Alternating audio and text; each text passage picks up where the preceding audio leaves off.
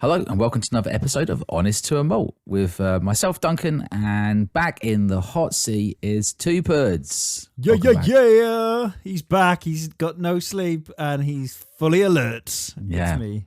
What's the episode title today then? Well, it's episode 29, but because someone jumped in my grave, it's episode 30. So it's episode He loved 30. it as well. I know he really did. The Screams of Isla. Screams of Isla, which is my daughter's name, as well as the best whiskey island. Yeah, congratulations, possibly. by the way. Thank you. She's loud. She's very small. She's tiny.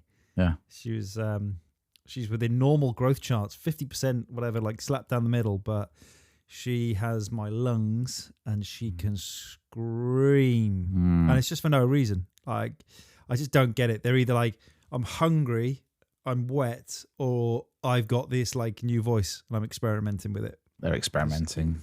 Just enjoying. No, it's all good. Yeah, I've actually had 7 hours sleep, 2 nights on the bounce now. Apart from not solid, but like, Lara's got up to feed and stuff, and I've just stumbled in a sort of dozed state into the nursery. Just gone, you all right? She's like, yeah, and then just turned around and gone back to sleep straight away, snoring. So I said, I haven't had a solid 7 hours. I've had broken 7 hours, which, as you know, you may as well have none. So, I don't know what Laura's moaning about, but yeah. Anyway, it was lovely to meet her the other day, so thanks. Yes. I took our daughter over to see Mike and his wife Laura and their daughter Isla. And such a family heartwarming affair. What a heartwarming moment. You make a good coffee, Mike. That's what I would say. That was my main reflection on that hour and a bit. Yeah. Much appreciated. You're always welcome. So it's good to, we should say mega thanks to Whiskey with Molly. Thank you so much for stepping in and co-hosting last week. You were a super pro.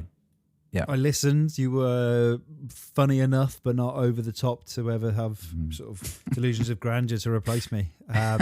Well, you were a suitable substitute. If one of us befalls a nasty accident soon, please just make sure Ben is a suspect. Right? Yeah, that's what I'm saying. 100%. Yeah. If I get chewed up in a combine harvester or something like that. Yeah. I was going to make reference to Northern Ireland, but I wasn't even supposed to be in the countryside, right? I'm just saying, have a look into it. That's all I'm saying. Shifty. The boy is shifty. Anyway, he knocked it out of the park. So again, really big thanks to Ben. Cheers, Ben. Thanks. So getting back into the swing of things then, what's been in your glass and what's been up your arse then, Mike, in the last week? What's been in my glass is what is in my glass at the moment, and it is a lovely dram from the Wine Society, gifted by the wonderful Duncan 2 Drams. As I'm going to start just throwing random nicknames to see which one sticks. Well, if you're going to choose a nickname, try to choose something that's at least slightly different from Two Puds. Yeah. 3 Puds. Duncan 3 Puds. 3 Puds, 2 Drams. Try to come up with something original, Mike. That's all I'm saying. We're Drunken. That's what I'm going to call you. Well, after your weekend. Donuts. I used to get after a donuts. voice note, and someone left me, who was considering branching out into other podcast ideas, weren't you, on the weekend? Yeah. Do you want to talk about that quickly? I think there's legs in it. I think there's legs. Can do. So basically, one of our listeners who is a lady, she was saying I think she might have had too many wines, and she was saying that she likes our podcast, Honest to a Moat. Honest to a Moat. Honest to a Moat. So it's going to be a spin-off. Me and Duncan are going to go and travel around all various castles in the UK and describe their various moats, taste the water within, give some sampling notes and things. Yeah, and pH levels. We'll do a rating system. We'll get Brian to do a spreadsheet. How fast you can swim a lap, all that type of stuff. Depth. Yeah. Or, artistic sketches. Who can draw the best? The best moat. All the good watch stuff. This space. Honest to a Moat coming soon. Yeah, 2024. Just heads up. The new Honest Malt, Honest About Moats calendar will be out.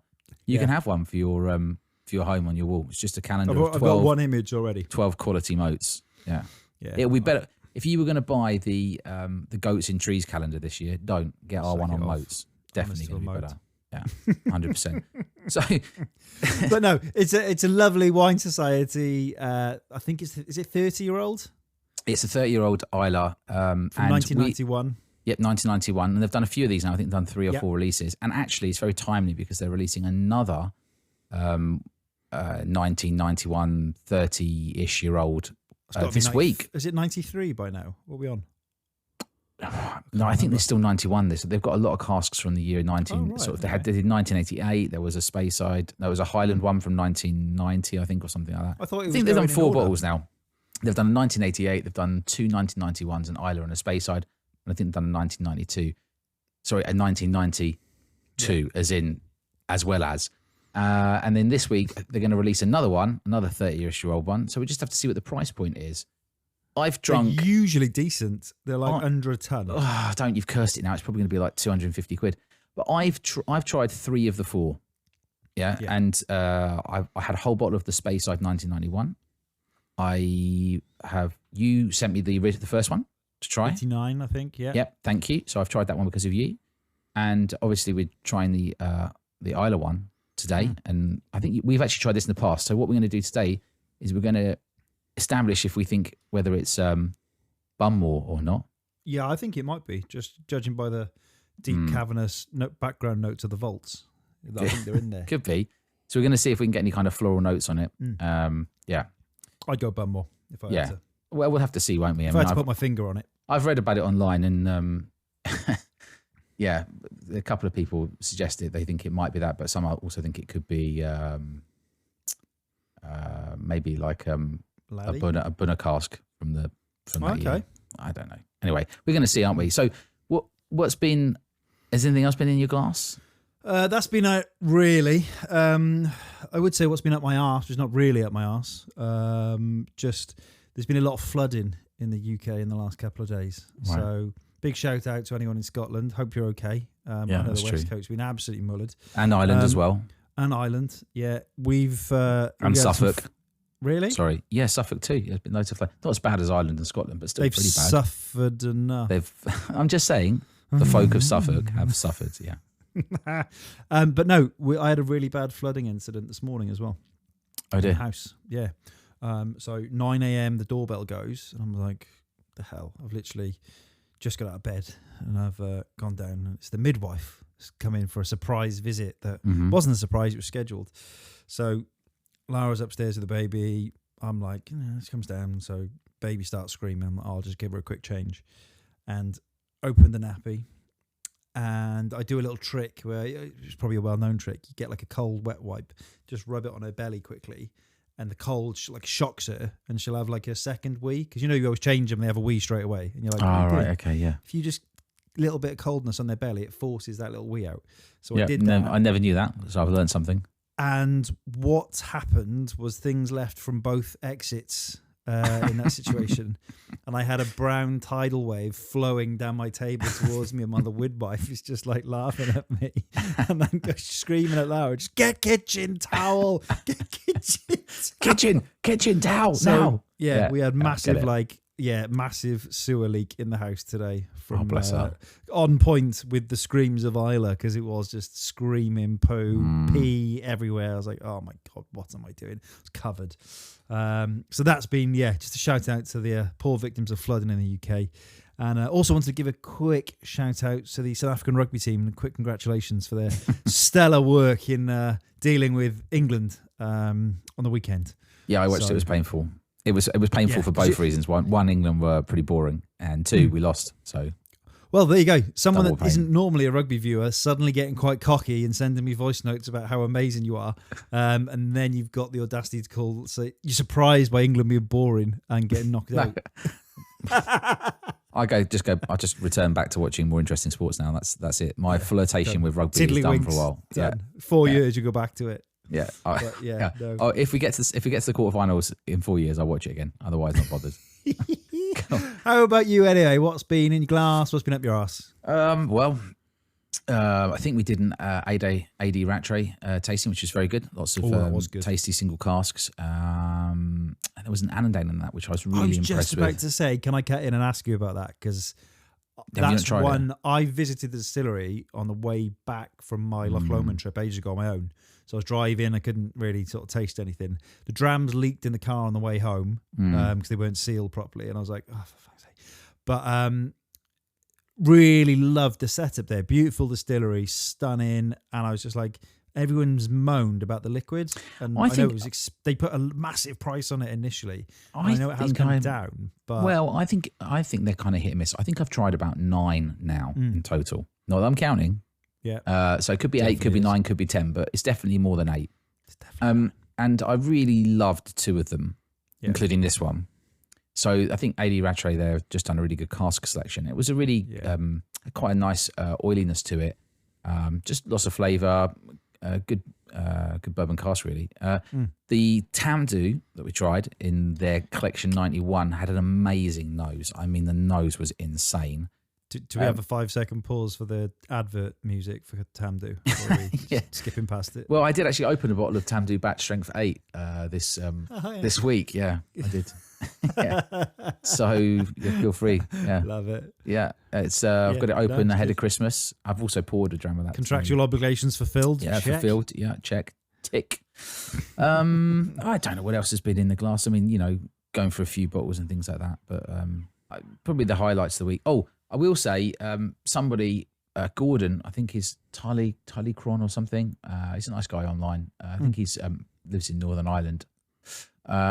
He has sent me 3 Stornings, and I sent him some drams back as well. Nice. And I've only tried a couple of Stornings, including the Somerton one.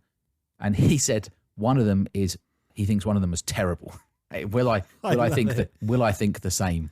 Yeah. So I tried one of the 3, which is a Storning Chaos Distillery ED Virgin American Oak finish, bottled in June 2023, cask number 2594, ABV 50%. Now, that's a lot to fit on a sample label. Yeah, it's impressively small writing. Well done, Gordon. If indeed that is your real name. I don't know, because it's just people we meet online. Seems like a nice guy. Anyway, shades of menthol. It's basically just menthol, spearmint, vanilla, and oak, and that's all it is. Nice. It would be a lovely dram to have after dinner to calm things down. And I hope that wasn't the one that he thinks is terrible, because I actually thought, whilst it was very minty, I mean, it was interesting, right? I mean, you don't usually get that much menthol and mint in one whiskey. Before bed, maybe. Yeah, maybe a little calmer. Have it with a nice herbal tea. Anyway, so you had that, and the main thing that's been annoying me really is just the constant swings from hot to cold. I can't cope with it. I'll go out one day wearing a jumper, and then I'll be too hot, and then the next day you wake up and it's like middle of winter again. So being British is up your ass. All I'm asking for is it to be less swingy, right? Yeah. Less swinging. Yeah, less swinging. That's exactly right. Just things a little bit more calm. Yeah. I guess I think when the weather settles, you just you can choose everything. Your clothing, you know what you're gonna have for dinner. You can already sort of preempt what wine you're gonna have, what whiskey you're gonna have. Oh, maybe. Do you want a lager? No, too cold. A little bitter. What I did get though was I pinched a couple of the Master of Malt. Had another 10% voucher, and I saw they had a couple of Speyside 25-year-old blended malt, although it's speculated it's just teaspooned. Mm-hmm. And a couple of the reviews said that basically the tasting notes were like bang on. And I'm into blended malts and older sherried whiskey. I think it works with older whiskey, sherried profiles. It's got a reasonable colour on it. And I bought 2 of those bottles, one of which would go to my dad. I think it was like £81 a bottle in the end after discount. Christmas present sorted, is it? Kind of, yeah. Also, just another one in the cupboard for Christmas, so I got a bit of choice. Because I was thinking about saving that Thompson one to Christmas and the Tamdhu, but the chances are they won't make it. So, got to lock and load something else now. They are not going to survive. They may not make it, yeah. Decent.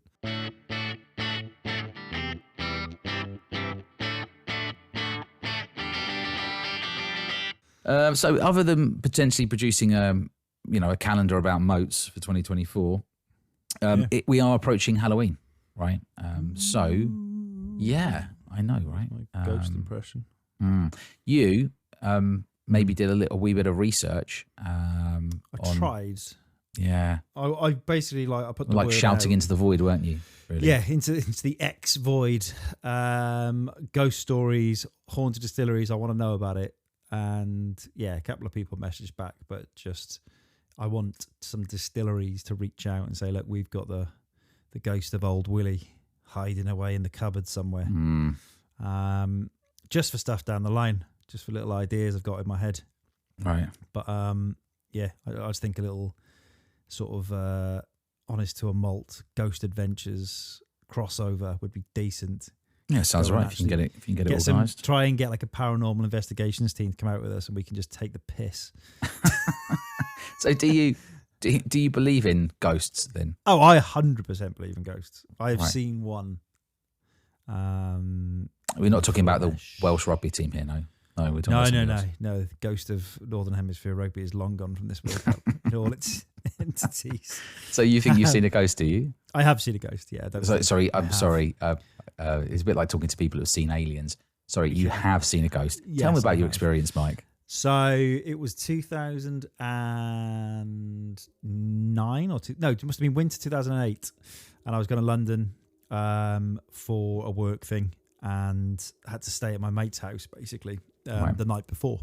So he lived in a tiny little cottage, proper like 1 meter thick walls. It's been there for hundreds and hundreds of years.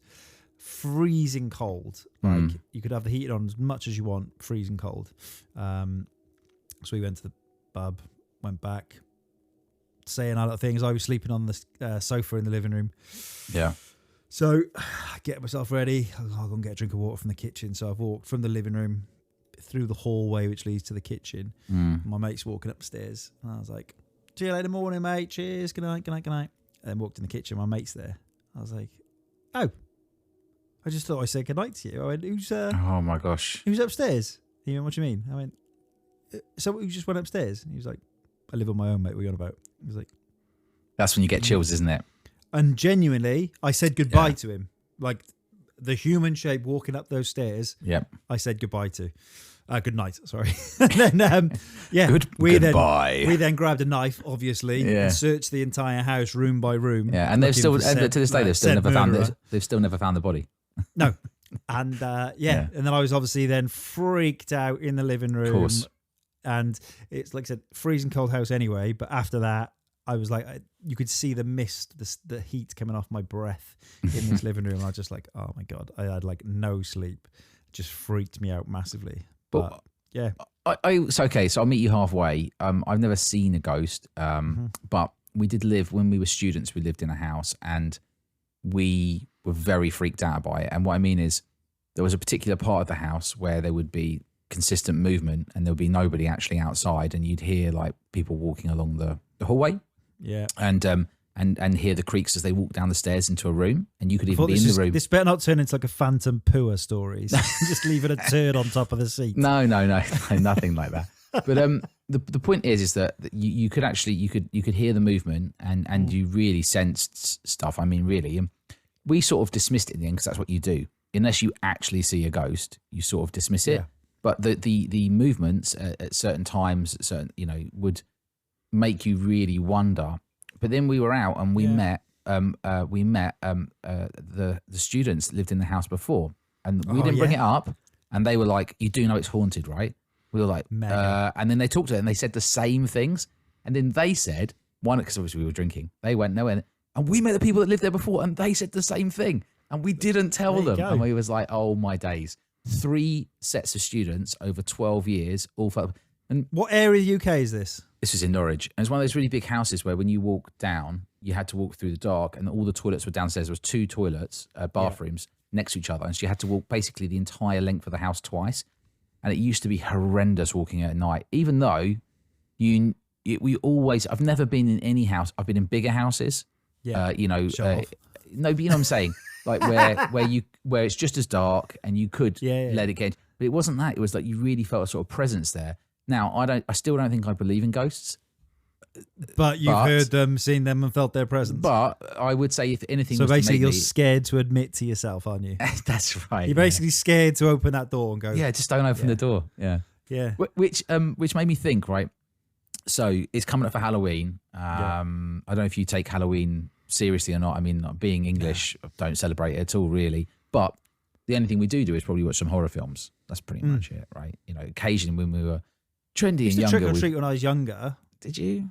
Yeah. It just feels a bit big like thing in Wales. Right, Wholesome family fun. Just get some sweets to feed you for next week. The sort of 17-year-old chavs come knocking at the door like, can I have some sweets? I can just imagine you at someone's door going, I'm going to have to edit that out. Yeah. That goes, Duncan. Duncan. Do you at someone's door going, can I have some fish fingers as well? Any chicken nuggets? Stay there, love. I got a lovely loaf of bread back here now. Any dried pasta? Anyway, so I was thinking about the films that. So for a start, I think on Halloween I'll probably be drinking. I'm really into kind of like sherried. I think I've got fully into kind of like sherried malt season now already. Yeah. I just like it's got cold. I'm like fully embracing it. So I can imagine myself sitting down with the Tandy Batch Strength or finishing off that Thompson blended malt, or I don't know, something else in the cupboard that's, you know, sherry. I'm feeling 18 that needs off. So. I'm less feeling the kind of first fill bourbon cask stuff at the moment. I'm drinking quite a bit of peated stuff, I think. But so the sort of lightly peated stuff, I'm sort of looking at it going, that'll probably be fine in the summer. I've only had 4 or 5 drams out of the bottle. I can just leave that, right? Be fine. I'll crack into that in spring again. So I've started my pumpkin beer hunt. What's that? Which I do every year, trying to find sort of like pumpkin flavored beer. Right. Okay. Surely you've had this before. No, I've never tried it. Oh, mate, America. Like Halloween is amazing. America. Everything is pumpkin. Everything's pumpkin flavored. Yeah, I've had a pumpkin spiced latte or whatever. Yeah. No, that's the most pumpkin beers, mate. Right, nice. Okay. I'll probably swerve nice IPA, you probably swerve it because you hate IPA. Yeah, I hate IPA. Yeah. I actually can't think of anything worse than IPA that tastes of pumpkins. Well, there you go. That's, yeah.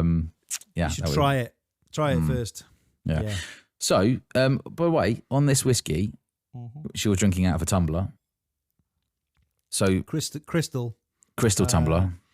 Crystal Glengoyne. No. Not Glengoyne. Is that not the 1991?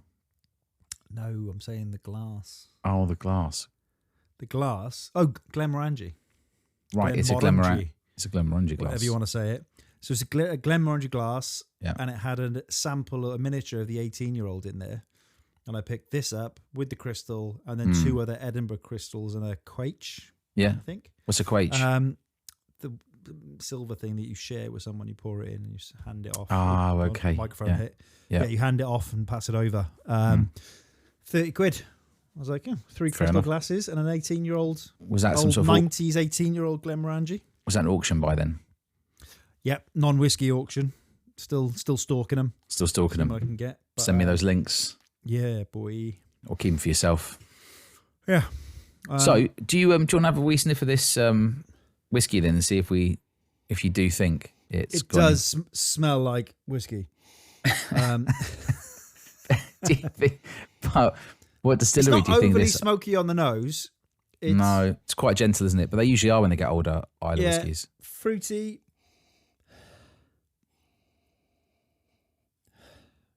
But it's still got some of those like nice vanilla-y custard notes and things going on underneath. So it's not like there's no massive TCP. No. It's very gentle, isn't it? It's kind of like gently smoky. Out, so I would. It kind of leans towards a Bumore, if I'm honest. Yeah, I agree. I would probably go with it. I've done a few tastings of the from Steve Rush, Whiskey Wire. I managed to get on some of the Aston Martin tastings and some of the older Bumores.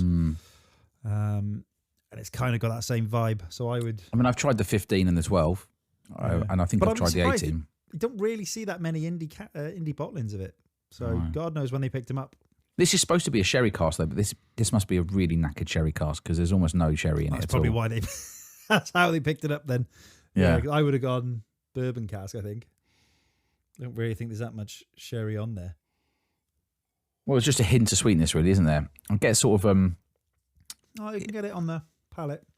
It's a bit. I'm thinking it really chocolatey, raisins.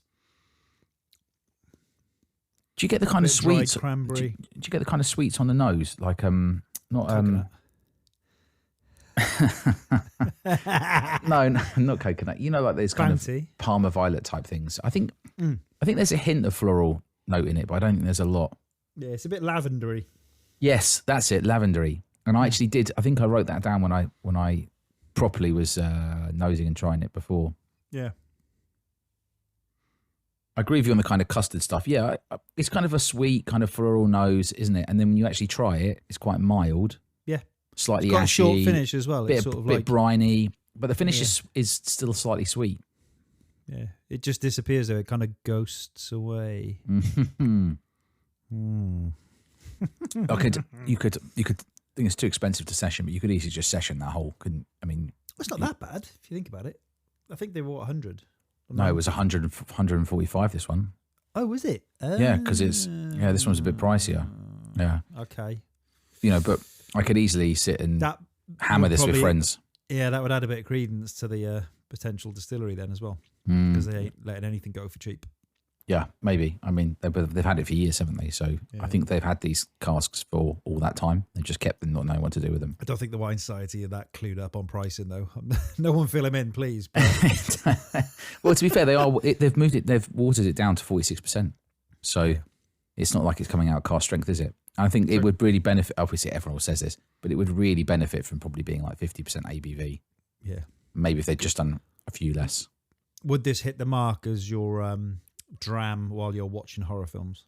I mean, I could drink this pretty much any time because it's just so it's such easy drinking. I'm not sure. What, like 11 o'clock in the morning. Probably, yeah. My house. Well, on a way, yeah. Well, we had to wet the baby's head. It was only a wee one. I don't know. I think again, I probably steer towards kind of like just pure sherry bombs. I've actually got a bottle of Glenallachie single cask 901042, the Beverly Hills edition, which I've been keeping. Mr. Allachie, did you say? Glenallachie. Glenallachie. Yeah, right. Yeah, okay, that's right. Yeah. Just checking. Yeah. Still working there then.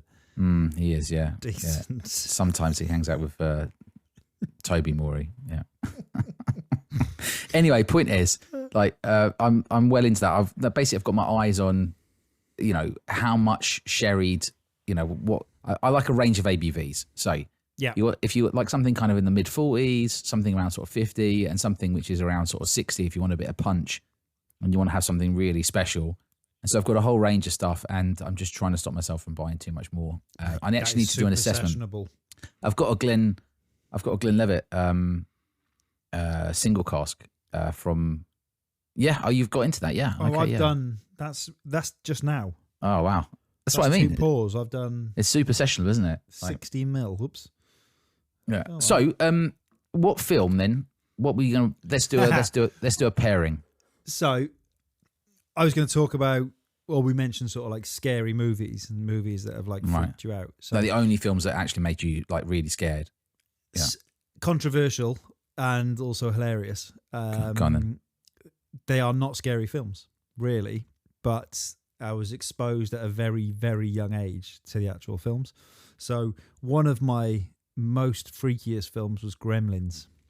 Right, okay, I saw Gremlins when I was young, yeah. Yeah, I used to have a recurring nightmare in my old house when I was probably like, how old had I been? 8 maybe, something like that, 8 years old. Right. And the shadow from what was my room onto the hallway upstairs basically was a massive triangle, and it made like the nasty gremlin's ear, like the perfect shape for it. Right. I'd have a recurring nightmare about my sister being at the top of the stairs, like talking to me, and the gremlin coming round the corner and grabbing my sister. So that film freaked me out for years. I don't like to think about the nightmares I had when I was younger. I've just sort of forgotten it all. But if you really want to open that door, then yeah, I can. I've got another one as well, which is similar age. American Werewolf in London. Yeah, I've seen that. I've seen both those films, obviously. Yeah, obviously Gremlins is not scary in any way, shape, or form. But no.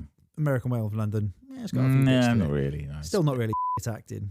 Rubbish acting. But yeah, you're a loose cannon, Mike. I couldn't actually walk somewhere even for a good few years as like a young teenager. I would be walking on a path and try not to step on grass in case I got mullered by a werewolf. And I couldn't even remember what the correct way round was. Is it stick to the grass, don't walk on the path? And I was like, I can't remember. So yeah, I just freaked myself out when I was like a little drunk as a teenager walking home through like the fields. Just like, those are scary films that impacted me but aren't actually scary. These days I find a lot of horror films that we do watch quite a few horror films. And a lot of horror movies are really generally quite bad, but you watch them anyway. Yeah. So the ones that really manage to terrify you, they're kind of masterpieces, aren't they? So I just wrote a few down of recent. I think Don't Breathe, the one when there's like an ex-Vietnam guy in the house and they break into his house and he can't see, but he can hear them. Right? That's genuinely quite a scary film. Like, and then he comes after them. He's like, that's a definite recommend. I don't know if anyone's seen this, but a long time ago now, I think it's like mid 2000s, although I'm not looking it up, but there's a film called Eden Lake, which is a British film about some people, a couple of people that go backpacking and kind of staying in the forest, and basically some like teenagers like torture them. Yeah.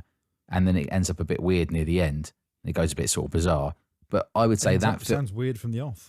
That film is genuinely terrifying because it actually plays into much more close to home fears, which is basically you getting captured by some really nasty youths and tortured. Not that everyone thinks it's going to happen, but that feels way more real than most films. So I'd actually say that film can be so scary for people. Don't watch it. That's my recommendation. Do not watch that film.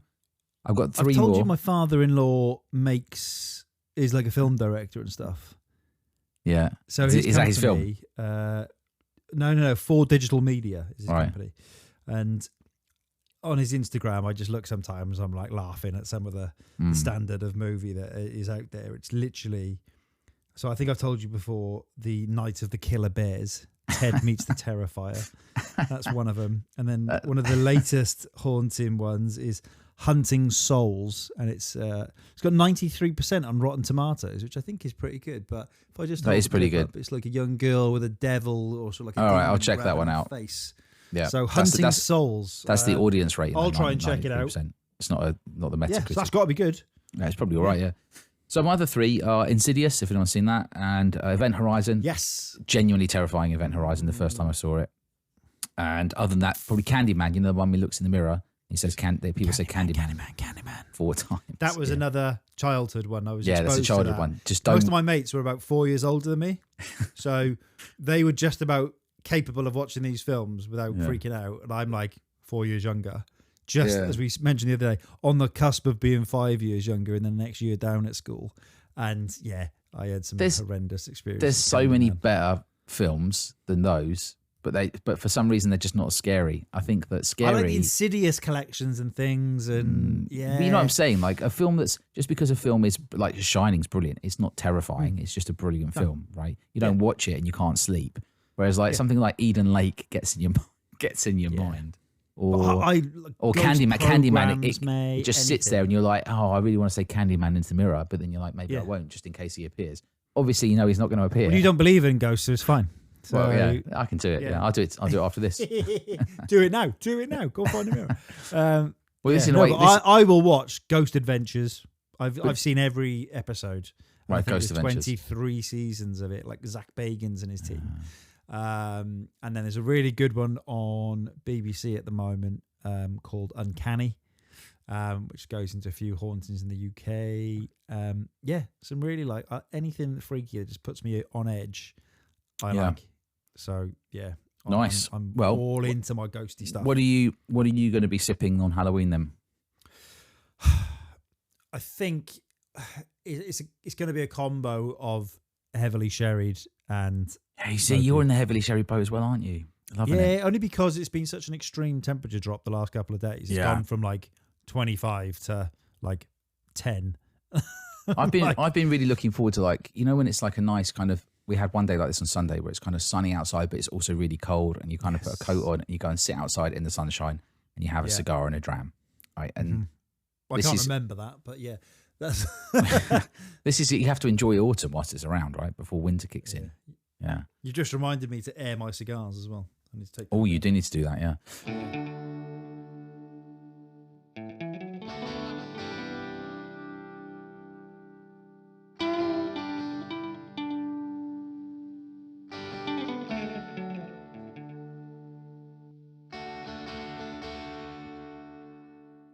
Thanks for listening. Obviously, follow us along in the usual places at Honest to a Malt on Twitter, Instagram, Threads, Blue Sky, you name it. We are likely to be there.